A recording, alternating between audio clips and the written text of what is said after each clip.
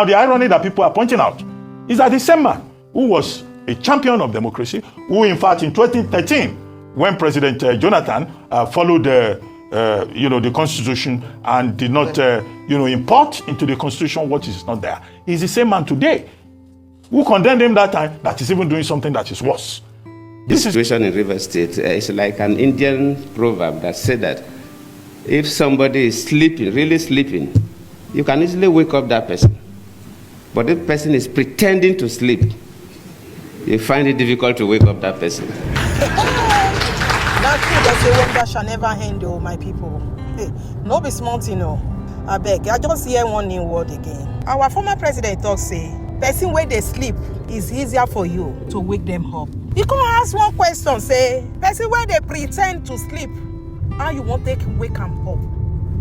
He said that one go hard, though. My people, how na take see the matter? My people, how na take see the matter? She una see and say, hey, the thing where they wrong with us in Nigeria, hey, now only God go help us so. Because this thing where these our leaders they do, they are doing it deliberately.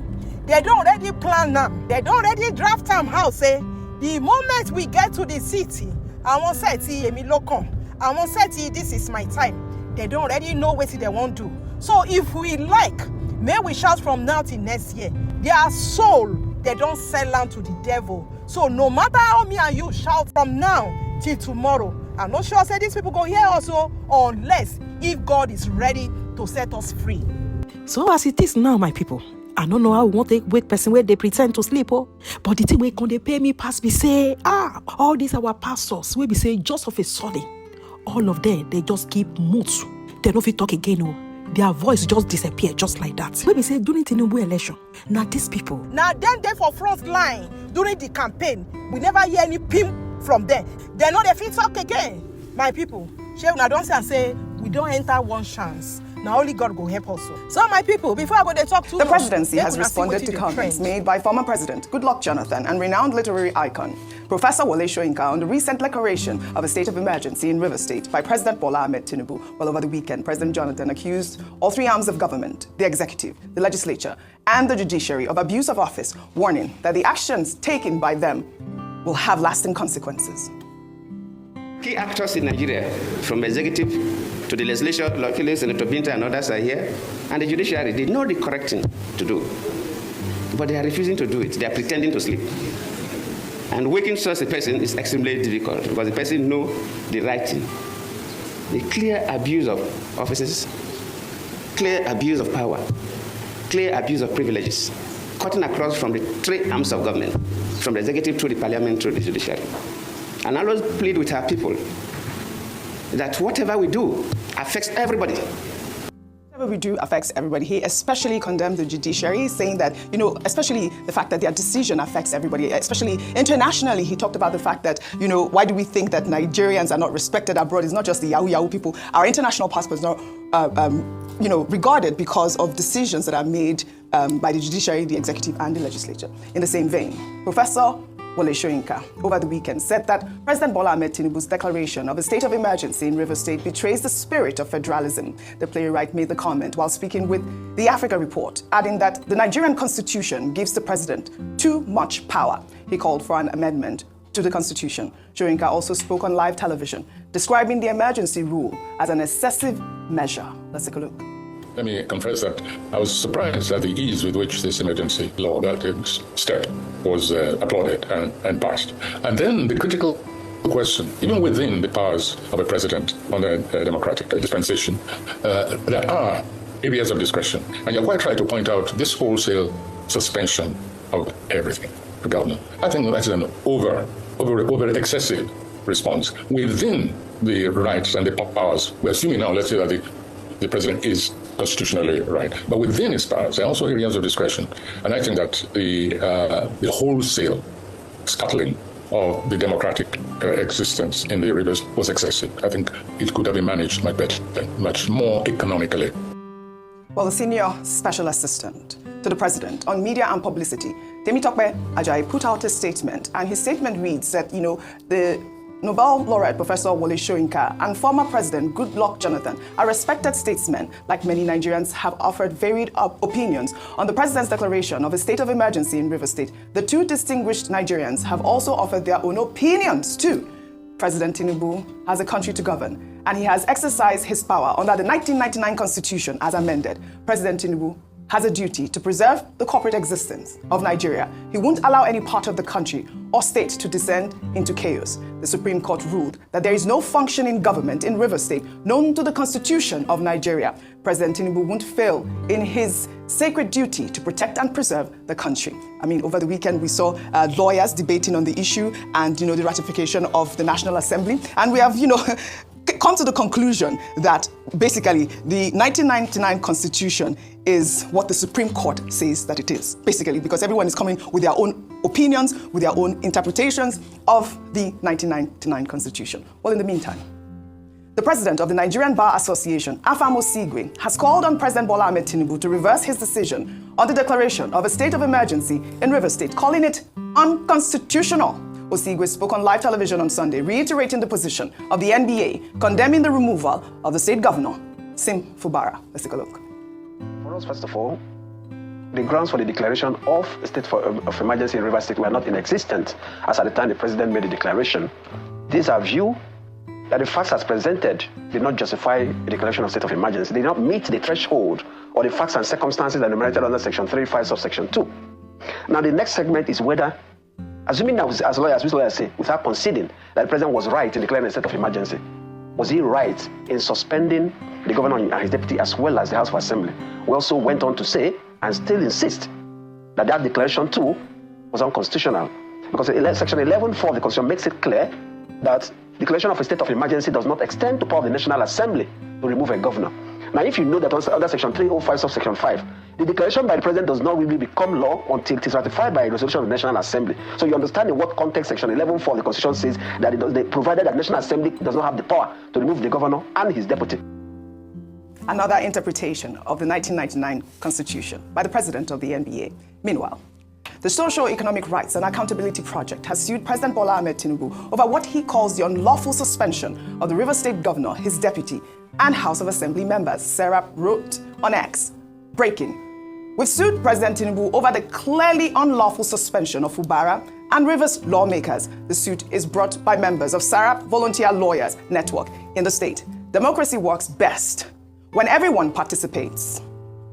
In the same vein, governors under the People's Democratic Party have instructed lawyers to file a suit at the Supreme Court against President Bola Ahmed Tinubu to challenge the declaration of a state of emergency in Rivers State. The PDP governors from Bauchi, Adamawa, Bayelsa, Enugu, Osun, Plateau, and Zamfara states are praying the court to declare that based on the provisions of Sections 1, 5, and 305 of the Constitution, the President of the Federal Republic of Nigeria has no powers whatsoever to suspend a democratically elected governor and deputy governor of a state in the Federation of Nigeria under the guise of or under the proclamation of a state of emergency in the state of the Federation by the President. Fubara, however, is unable to join the suit because he would need authorization, according to reports from the current administration in Rivers State, which is impossible because the sole administrator reports directly to the president, who is being sued by the PDP governors. Dr. Abati, I know I heard you earlier talking about the fact that the governors should also react. We're seeing these new information here saying that the PDP governors are ready to go to the Supreme Court, which I applaud, because over the weekend I read somewhere that the Nigeria's Governors Forum are deciding to stay silent because they don't want to pick a side. But it's good to see that the PDP governors are going to the Supreme Court. Before I come to you, Dr. Abati.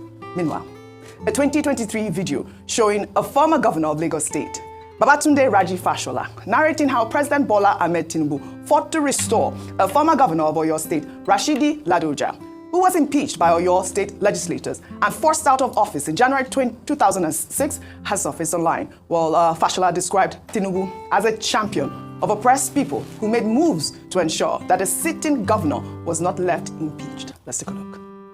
When Governor Ladoja was removed as governor in Ibadan by an apparently illegal impeachment process, it was to Lagos that he came, and I know, and I will say no more about that part. He said, just bring your constitution, bring your law books, I need you to recite something for me. When I got there, what he said to me was, are we just going to fold our hands and let a governor in Nigeria be impeached and nothing will happen?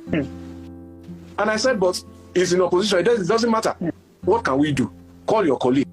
And it was in his house, in that body law, that a group of us lawyers sat down, prepared the court documents, and it was that case that went all the way to the Supreme Court. And Ladoja was returned back to office before he finally lost in the re-election. That wasn't his cause. That was an opposition governor. But that is the man, the champion of oppressed people. Tinubu, champion of oppressed people. That's how former Governor Fashola described it. And you know, Dr. Abati, if you recall, I believe Ladoja had given an interview back in 2019 saying that Obasanjo, it's because Abati had told Obasanjo that he wasn't qualified to run for a third term, and that's why he was impeached. Go ahead. Okay, certain things we're dealing with here. We're dealing with politics, we're dealing with law. The PDP governors who say that they will go to court to challenge this, I think it's a welcome development. I've made a point again and again that we should test that Section 305 because all kinds of persons, including roadside mechanics and vulcanizers, have been interpreting Section 305, and even lawyers, including ambulance lawyers, have been offering their own interpretations. The best way to resolve this would be to go to court. Now, who goes to court? I think the PDP lawyers, or any other, the PDP governors or any governor, will have the locus to say we seek an interpretation of this section of the Constitution so that we don't become also victims, some kind of preemptive move. The second thing about Governor Fubara saying he cannot go to court because there's another government in place. Well, the issue, the major injury in this particular case will be to the Plateau State government, to the Rivers State government, whose executive and legislature has been suspended. So he is on his own now saying he doesn't have the locus to go to court. But he can also go to court to assert his own fundamental human rights and say that his rights as the elected governor of the Rivers State people have been violated. Yes. So if he says it's only the state that can go to court, that is not true. He may be referring to Plateau State government versus Attorney General of the Federation, in which the Supreme Court decided the matter on the grounds of technicalities. But his own rights have been violated by the President of Nigeria and the federal government, and he can also seek an interpretation. In that regard, SERAP, well, the issues that will come up with regard to SERAP will be locus standi and also jurisdiction. We do not know the court that SERAP is going to, but of course they cannot take the federal government to the Supreme Court directly like that.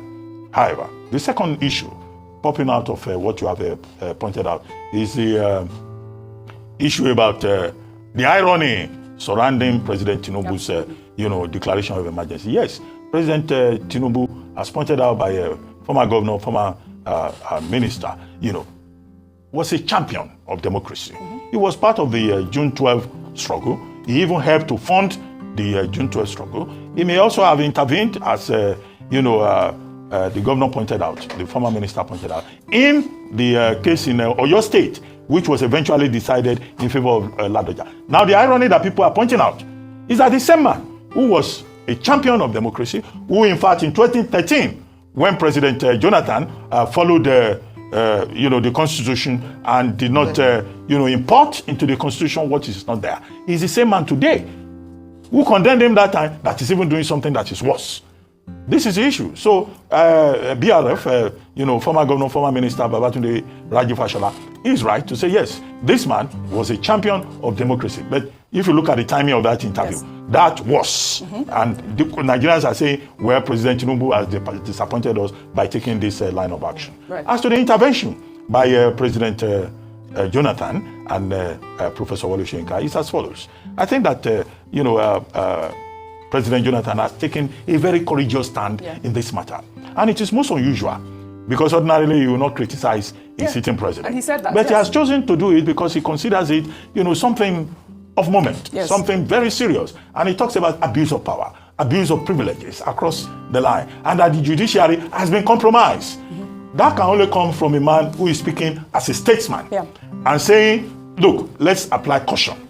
And he didn't directly mention President Tinubu's name, but anybody who is intelligent enough, will see that he was making a very valid point. And what we expect is that President Tinubu will listen to these voices of reason and see reason, to reverse himself on the question of Rivers State. Even if he's still going to uphold the state of emergency, he can return the democratic structures that were there before and then still have that state of emergency as Section 305 allows him to do. As Alpha Mosigwe pointed out, there's no part of the Constitution that gives you absolute privileges or powers. And the thing is that even under Section 305, the president does not have absolute rights to declare a state of emergency. That's why the matter had to go to the National Assembly, the same National Assembly that has shown itself to be a rubber stamp assembly. All right. Finally, I end with the comment by Professor Wole Soyinka. Professor Wole Soyinka is over 90.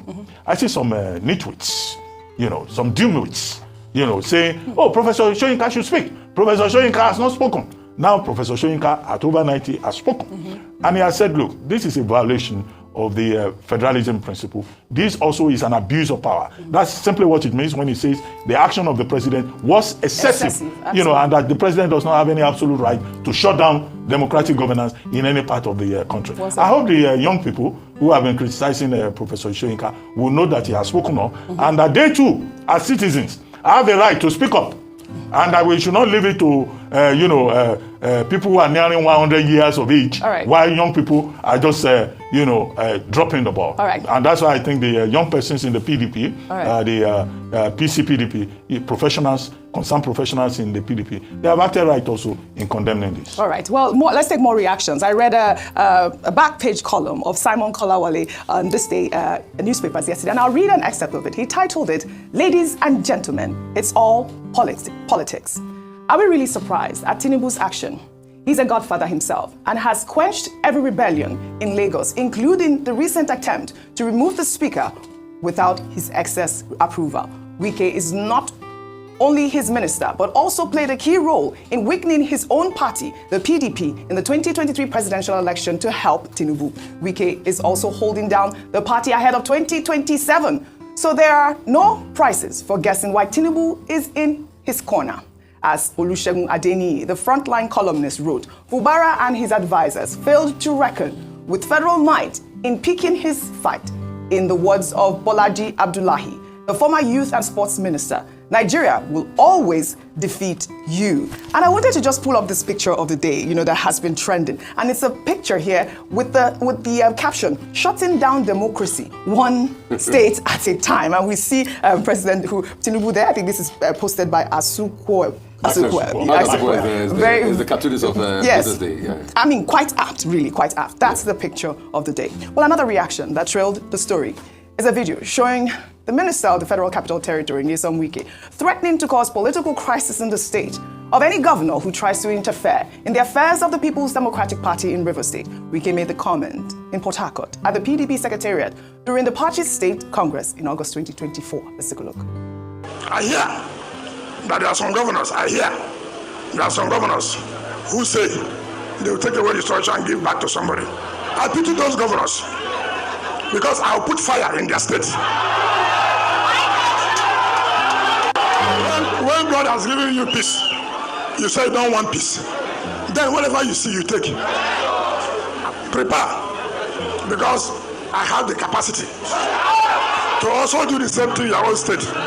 Whether you are from Bauchi, I don't give a damn.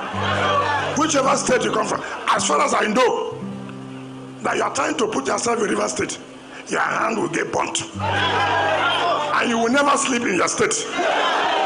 You will never do governance again. You will see political crisis. As far as PDP is concerned.